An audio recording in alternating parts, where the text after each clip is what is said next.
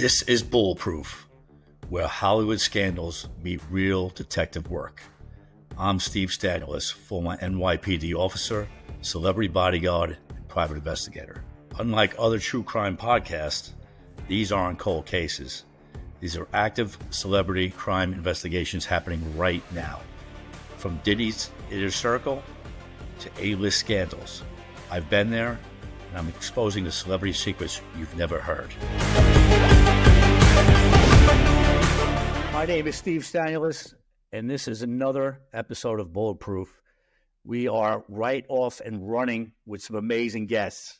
True crime guests, true crime fans. We have somebody really I'm excited to speak today. We have Dr. Chuck Rylant, who basically is the alpha of guests that you could possibly have. Chuck has some resume. Chuck's a retired police officer. He's a retired detective, SWAT. The guy is a black belt in jiu-jitsu. He's a best-selling author. And I'm so happy to have him on as a guest today. Chuck, how you doing? I'm doing good. I'm looking forward to having a conversation with you. Thanks for the invite. Oh, no, it's my pleasure. Chuck, how long are you retired now? I guess we're probably getting close to 12 plus years or so. Okay, and you worked in what department? I started in a town called Lompoc, which is in California. It's really tiny town, but it's a little bit famous because that's where Elon Musk is launching all of his satellites out of their Air Force Base.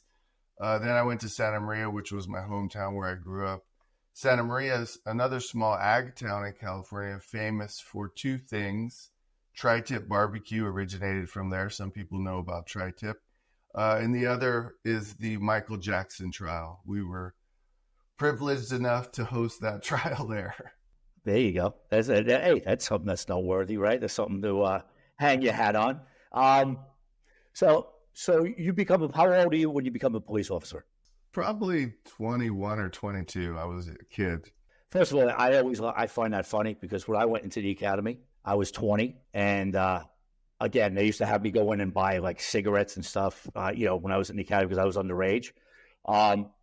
I always found it funny, like even 2021, when you go on patrol and you have a domestic dispute, and you're a kid living at home, and you go and you deal with this couple that's been married for 30 years, and you got to try to tell them what's happening, and and separate them and try to give them advice. Because I got on right after OJ, when OJ got that thing happened. So all domestic disputes, somebody had to get arrested. So getting on at 21, right? How was that whole thing, maturity-wise, mentality-wise, Yeah, sure. I'll start with the domestic violence thing that you bring up, because I remember being a kid and lecturing adults like you're talking about how to, get their marriage together. And then later as a cop, you get divorced over and over and screw up relationships. And then I look back now and go, how ignorant was I to think that I knew what I was talking about, But that's part of growing up, wisdom. The other part of being young is not quite getting the big picture and thinking that you're there to save the world and you want the action. And that was all fun and games. Now my body couldn't handle all that fun and games of car pursuits and fights, but I loved it at the time. When you look back, some of it was dumb, meaning you put your life at risk for some crack pipe or something. It's so dumb, but it was fun. Right. No, absolutely. And it's funny because, so what year did you get on, Chuck? 98. 98. So I got on 94. So you were still on pre-cell phones, right? Yeah, good point. They were just starting to have cell phones, a little backpack cell phone, if I remember right, but no cameras rolling around and all that stuff, right? So it was post Rodney King, but before all the cameras everywhere and phones. Right. Now, let me ask you, again, a question off the cuff here, since we're just going to go down this road for a minute. Now, I believe that, and again, not to do anything, that we were doing anything wrong, but obviously your judgment as a police officer now has to be clouded because back in the day, for example, when we do the 4 to 12, right? And the radio was busy, right? And you get a call for a kid selling a dime bag on the corner, right? You would, you don't want to take yourself out and arrest a kid, and now you're screwing everybody on patrol. So, back in the day, I'm not going to lie, I would say, give me the stuff, take it, throw it down the sewer, tell them to get out of here, and basically go back on patrol. Now, to me, that was being, there was bigger things to worry about, and that was being a good police officer. If I did that today, and somebody caught me taking drugs, throwing them down the sewer, I would be terminated. So, how do you feel that cell phones? Do you feel it's an impediment, or do you feel like it's helpful for the cops? That's a good question. I think both. I think it's helpful for the cops in that they're often accused of things that aren't true, and the cell phone video vindicates them. I think on the other side, it's good for society too, because now the public has an idea of what we do in dark alleys at 3 a.m. that the public did not have any idea what was occurring. And so as a result, there are a lot of positive changes in policing. Not all of them are positive, but a lot of them are positive.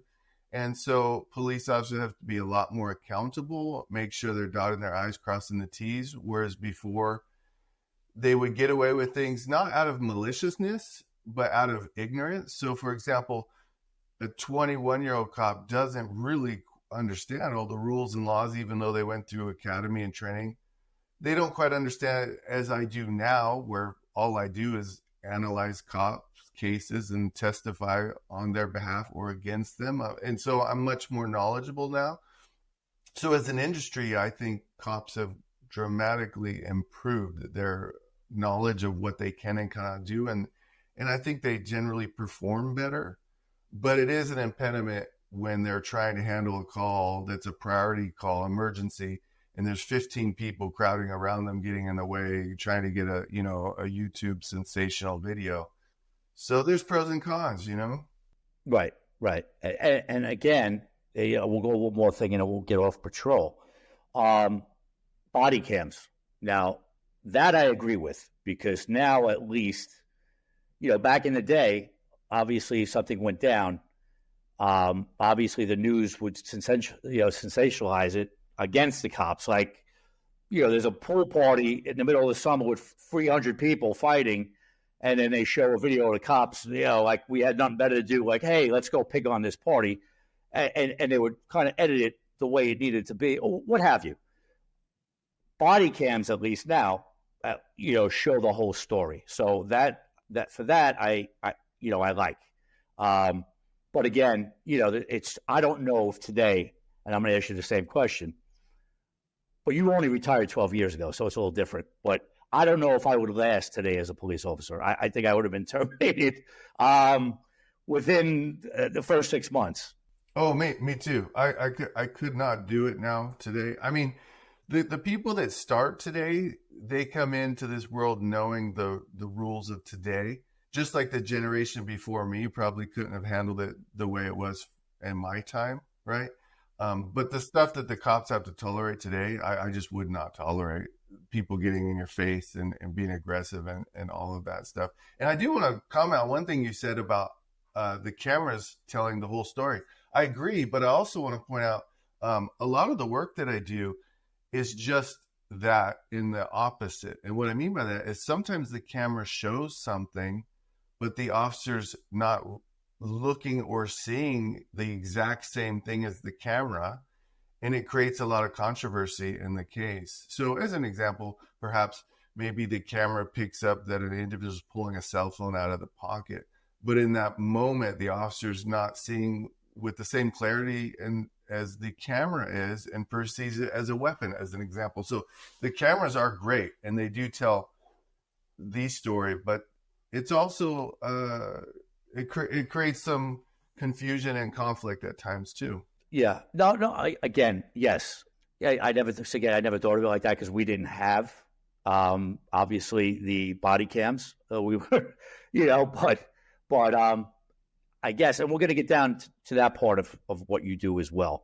So anyway, you're a cop on patrol.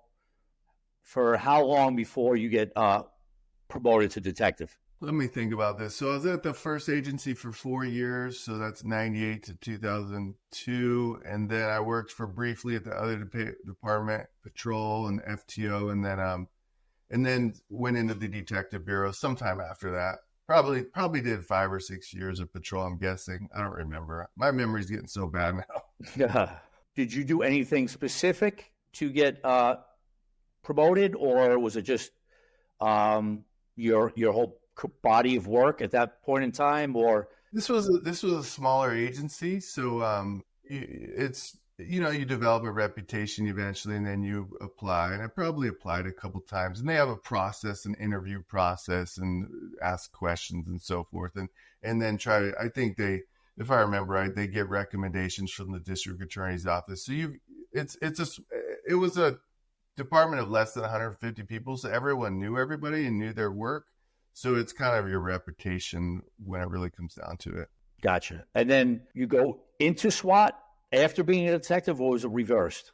Well, see, again, small agencies. So SWAT. Yeah. See, I'm thinking collateral. Right. Right. Yeah. Totally different ball game. So this was a collateral assignment. So you would do it part time. We do our trainings once or twice a month, and then your call outs and back then, a lot of narcotics raids and stuff, which has kind of gone away for SWAT teams. But honestly, in my experience, SWAT is not as cool as it sounds on the movies. And I'll tell you why, because nothing is, Chuck. Well, yes and no. Some of the stuff that the patrol is the ones that get into the action. By the time SWAT gets there, a lot of time has passed and the incident's generally controlled. And then it's so controlled, the SWAT response, that rarely does anything happen exciting. But where the exciting stuff always happens is patrol, and they don't get all the credit in the movies, right? But that's where all the fun and the action, exciting stuff is. So would you say SWAT where you are is equivalent to emergency service where I am? SWAT where I'm at nowadays is seldom used, barricaded subjects, pretty much. Some sort of, a guy with a gun in his house with his wife and a domestic, and you surround the house. And it used to be a lot of kick the door down and run in to get an ounce of drugs, but that world has changed too, I always found it funny, like even, right, because here, again, ESU we would call, again, and you're a kid living at home, and you go and you deal with whatever, man, something like you said, barricaded. They were the guns that they went to all the great job, and separate them and try to give them advice, because you have to arrest, and you would be the guys getting stuck with the collar. You know what I mean? But that was a full-time gig for those guys, probably in a big agency, right? Somebody had to get arrested, so he did like a crane to know somebody to get to ESU.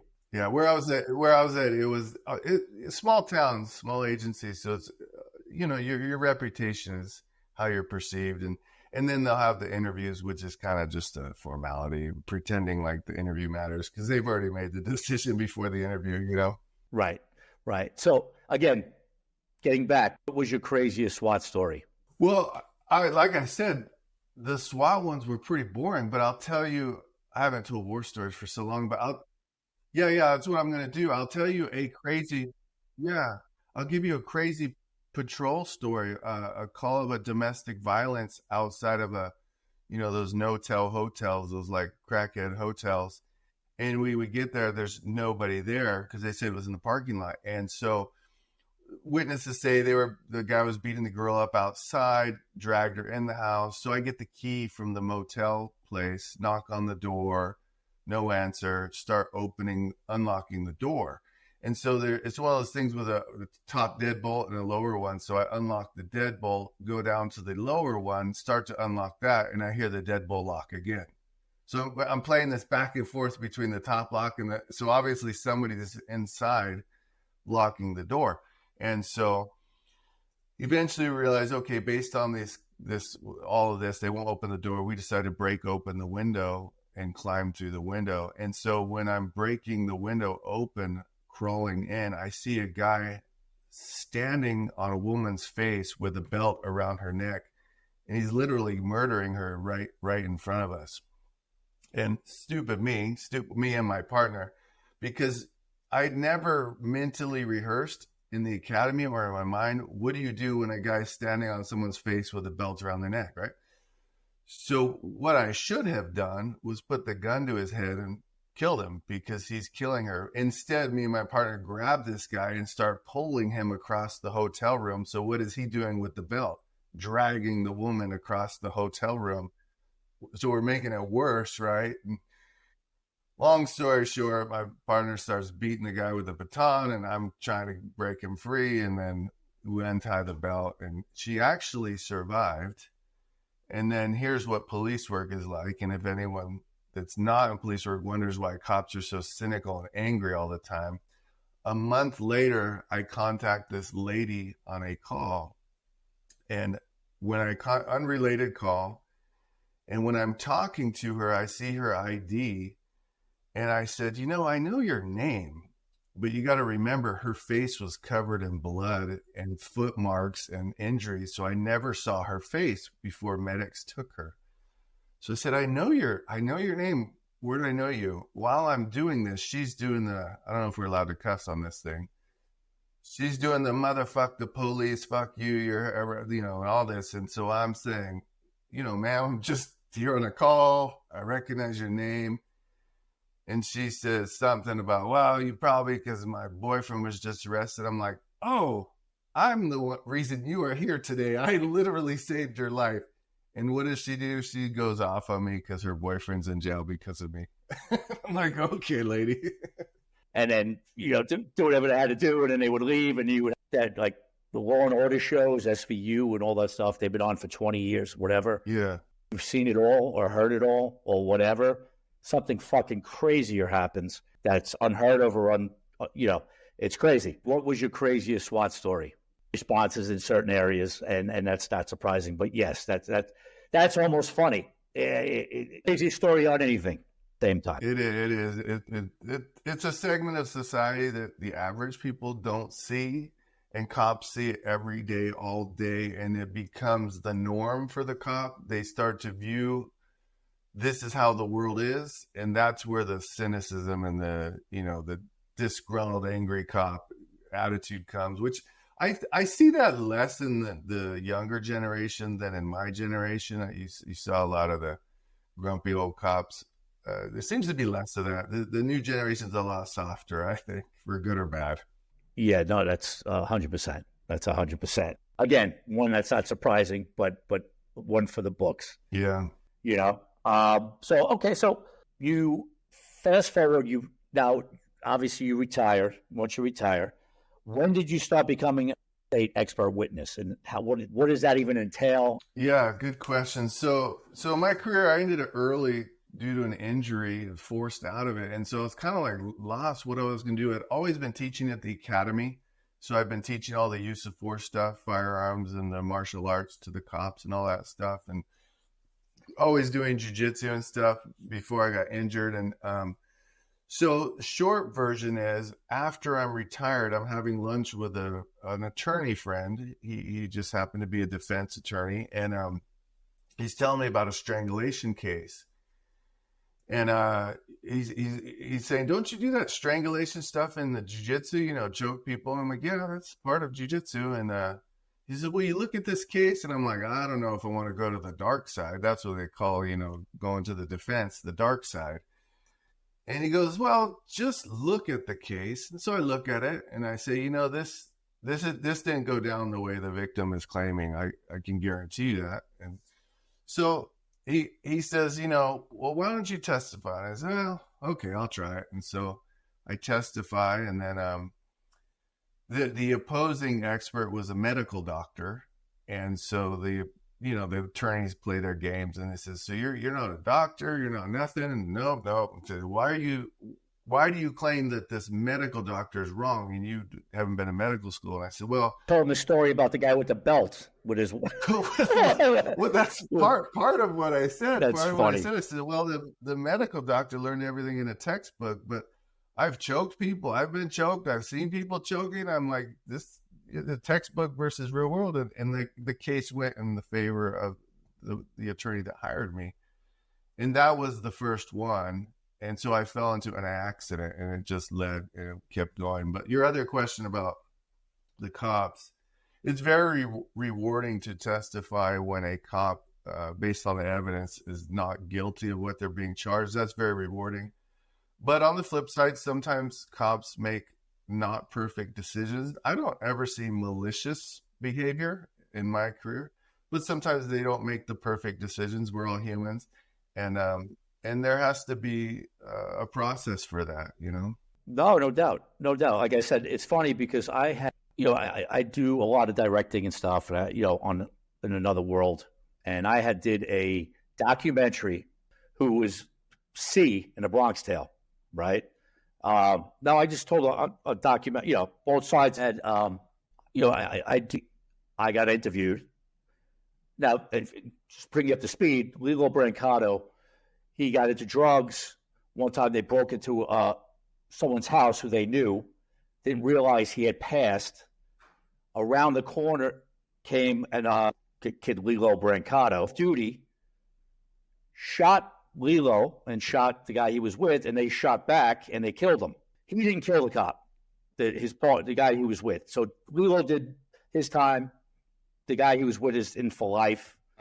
And I did a documentary. So I did an interview, and it was more of like a gossip column type of interview. He's an acquaintance. I was with him for 6 weeks. So the next day the press said, and I did a documentary. So I did an interview, cop killer, and I got roasted. Well, I'm curious where you're catching your thought. A documentary, you try to be objective on them. Do you kind of always walk in with some bias to some degree? We're humans, right? So that makes sense? Well, like I said, if he was a cop killer, right? First of all, second of all, he did his time. And third of all, it was a crazy set of happenstance thing. Out of jail. He would have been out of jail, right?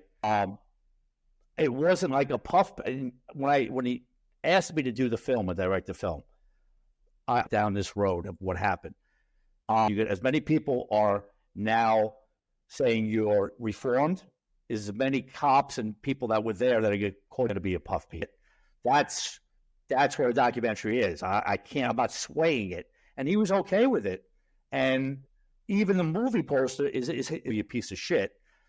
So it's not like any which way I swayed it to him. It was just that it's amazing. Yeah, the press is the completely corrupt organization, which fortunately they've lost all credibility at this point, right? I mean, nobody believes anything on the media. If they do, they're baby boomer and a little naive or something. Without a doubt. So anyhow, this is why I got into this point. Segueing is because, like I said, I direct, I do all these different things. You wrote a couple books, one being a best-selling book, right, called Shots Fired. What inspired you to do that? Is that one being a best-selling book? Is it based on a true story? Is it based on experience? What inspired you to write Shots Fired? Any chance yet to review it? Well, before I wrote it, so I have a doctorate now, but it was before I did my doctorate. And so I've been a law enforcement trainer for my whole career, and I started doing testifying. And what I realized is both my experience of using force on people, getting in fights and everything, and then training officers and then reviewing cases, it's obvious that we don't perform the way we think we would. We all think we're John Wick if we're going to get in a fighting or a shootout. It's just going to be this beautifully choreographed thing. And then you get in it, it's this messy thing. And so I started getting really fascinated by why do I train myself or teach somebody to do something. And then when you're in the moment, it's not perfect the way you want it to be. And I started realizing there's a big psychological aspect to it. And so that was the beginning of my curiosity. And I didn't quite know how to do research in an academic way. And so I decided to write a book, which it was really an academic research, but I just didn't know what I was doing. And so I interviewed many officers who shot and killed somebody.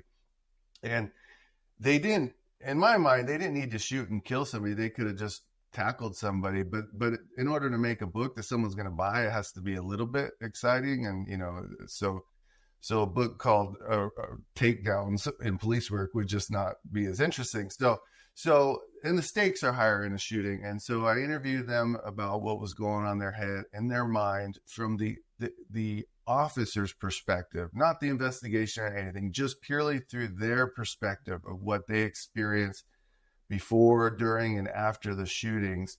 And I was mostly curious about their decision making, their ability to make decisions.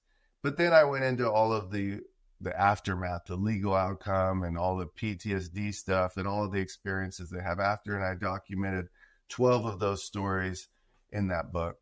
Well, again, it's funny, again, because people believe what get press, movies, John Wick, what have you. Now, what they're going to do in a split second, when somebody has coming at you with an axe, a knife, a gun, he knows you have to make that split decision, right, in a millimeter time, and say something you perceive as a gun, right, and fuck this guy, or whatever, right? I mean, whatever you're saying. So, people perceive like, well, why do I'm going home the guy in the leg or wound the guy and shoot? Because it's not like that, right? It's not. It's like you fight martial. Obviously, any trained fighter, as the more you train, the more everything slows down, right? So obviously you are not trained. If we used to go to the range once a year, right, it was a lot. It was just basically to cover. We are 1,000 NYPD cops, right, at one time.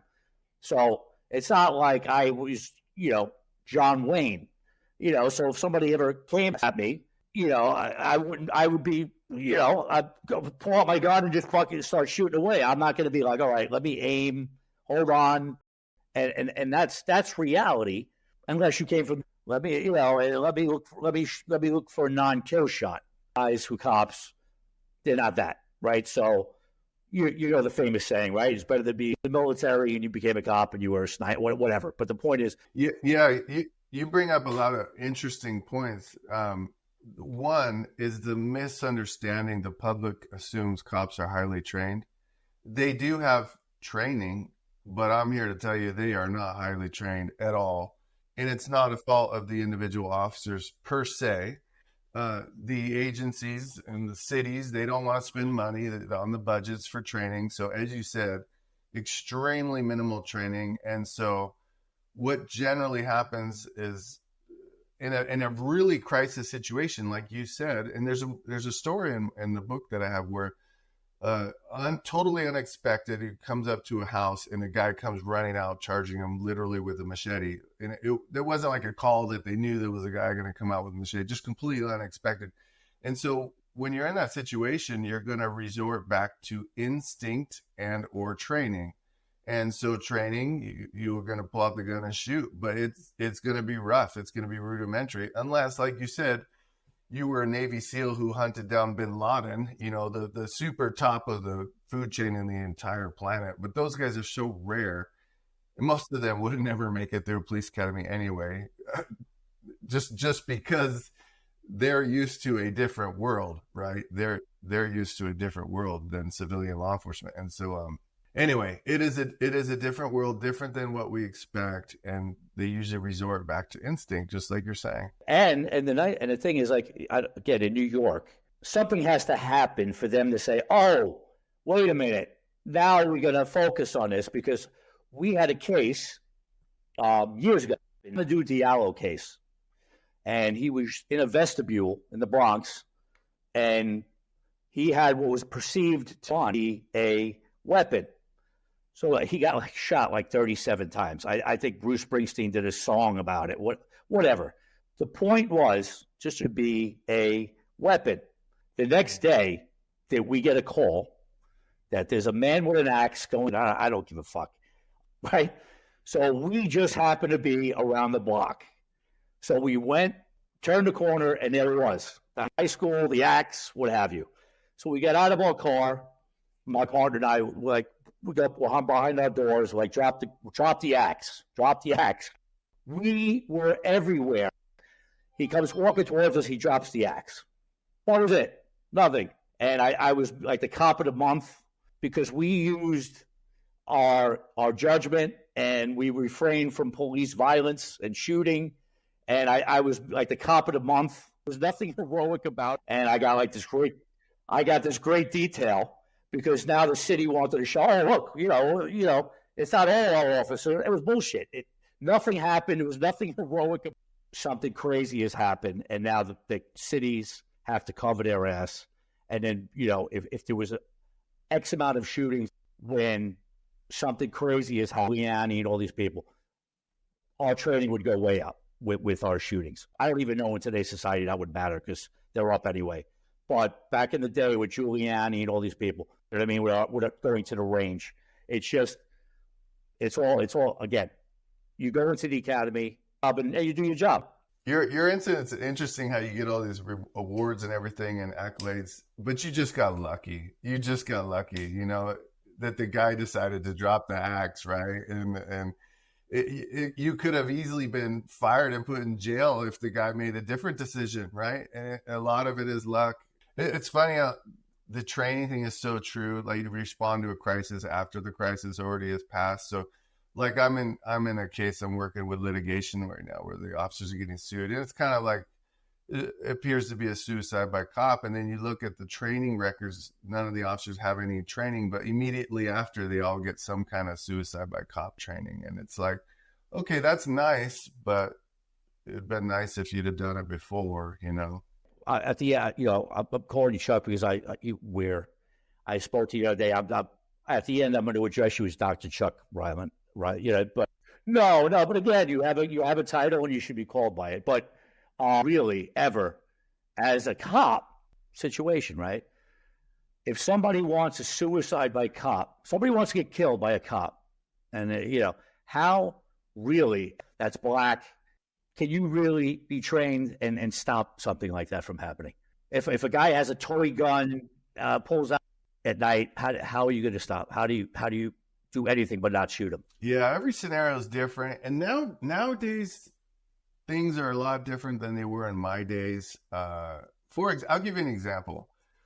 It used to be in my day, wife would call and say, "My husband got fired. He's drunk and he has a gun and he says he's going to kill himself." In the old days, we would go in with our guns and say, "Drop the gun." He'd raise the gun and he'd get killed. That was the normal in his living room while the wife called for the police to help. So nowadays, when the police get this call, most agencies will say, "Is the wife and kids in the house?" "No, everybody's gone." So he's alone in the house with a gun and he's drunk. "Yes." "Okay, we're not coming." And they don't come. And so I understand the point you were making and I agree with it. There are many times where there's nothing the officer can do. But the world has changed. Law enforcement has changed. And a lot of the tactics have changed more, I would say, to some degree to protect the person that's mentally ill or suicidal. But really, it's driven by litigation. The cops don't want to get sued. They don't want to get fired. They won't want to get charged with murder. And so, yeah, there are those times like you're talking where it's just totally out of your control. But and I think it's largely due to the cameras and the lawsuits has changed police tactics in this regard a lot. Probably weren't what you're thinking when you asked the question, but I agree. And like I said, back in the day, again, because we're from the same time. You know what I mean? I got on actually 4 years prior. And like I said, you do your job, you indemnified, right? And for a while, they tried to stop indemnifying the cops, and they were going to be able to be sued personally. So, you do your job. Somebody just stole your bag. Why am I going to go chase them? God forbid, tackle him and break his leg. Well, what's a terrible example of that? I see this from both sides. There was a school shooting, I don't know, 5 years ago. I don't remember, maybe Florida or something. And the school resource officer stood outside and did not go in while the school shooting was occurring. And he was videoed by like a helicopter or something. And this went to court. I don't remember, but I don't agree with that. There's no way I could sit outside with a school shooting, even today, or it would just suck me in like a fly to a trap. You know, I would go in. Just who I am. But I also get a guy going, okay, I'm 2 weeks from retirement. All I have to do is either get killed, get sued, like nothing to gain selfishly, right? Like that's a natural human response. So I get it.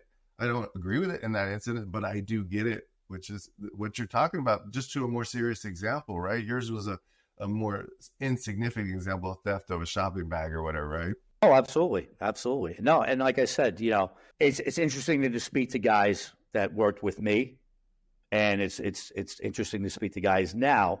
Well, but like we discussed, if you come into a job now, this the job the way it is today, that's all you know, right? So they're not going to get in trouble. They're going to, if you come into a job now, this the job the way it is today. So again, I complain, but probably when I got on in '94, a guy that was on in the '80s, would say the same thing to me. Yeah, it's different, and I worked at the Academy for 15 years, and it's a different world, but the people going into law enforcement are different too. I mean, I'm generalizing, but they are softer. They will raise their hand, sir, I'm uncomfortable with what we're doing right now, or this hurts my leg, or whatever. And it's like, man, in the old days, you didn't have a voice, it's a whole different world. The laws are different. The people in police work are different. Yeah, I bitch about it too, but there's good and bad in it. Before we start winding this down, can you tell everybody where they can find your book, how they can find you, give everything as far as social media, how they find you, how they can purchase your books? The easiest way to get my books is on Amazon, because you can get them overnight for cheap, and then just Google me, Chuck Rylant. But I have a website where I have my consulting business, and that's chuckrylant.com. I'm pretty much non-existent on social media. I used to be pretty active until the world went silly. And so I COVID and all, I turned all those things off, and my life is a lot more peaceful. It's the greatest thing in the world, and it's the worst thing in the world. That's a fact. So no, I hear you, because it gives people a voice, but again, it gives sometimes the wrong people. Again, before I let you go, could tweet the president of the United States, and he might respond. That might not be the best thing in the world, but again, before I let you be a police officer today, I'm going to even change it and make it even more personal. If Dr. Chuck Rylant wanted to be a police officer today, again, would you become a cop and do the same thing, or would you not do that if you were? That is an interesting question. I've never thought, but yeah, the answer is absolutely, positively zero chance I would enter the business today. Absolute zero chance. And I'll tell you why. And it's sad, is because I went in for two reasons, but they're really the same. I really had a true sense of justice and right and wrong, and stopping the bully from beating the weak guy. That's just, I don't know why I'm that way, but but the other thing is, I really wanted to live out all the action movies of the Lethal Weapons and the Miami Vice movie, TV shows, and all this stuff that Die Hard. I wanted to live those out in real life, and I really did get to.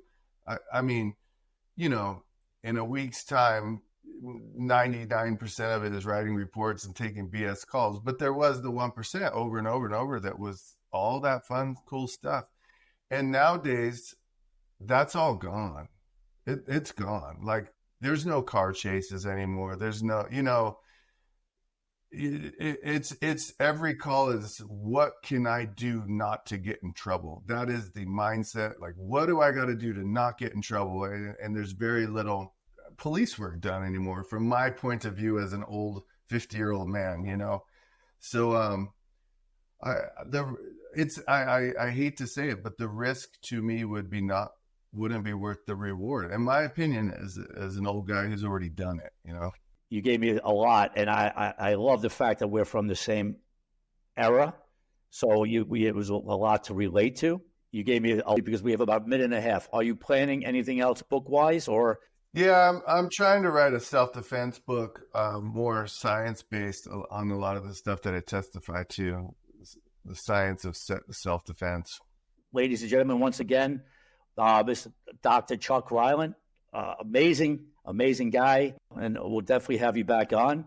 And Bulletproof, we want to thank our sponsors, Believe, Stay Bulletproof. So excited to have him on. All right, thanks for the conversation. Oh, it was my pleasure.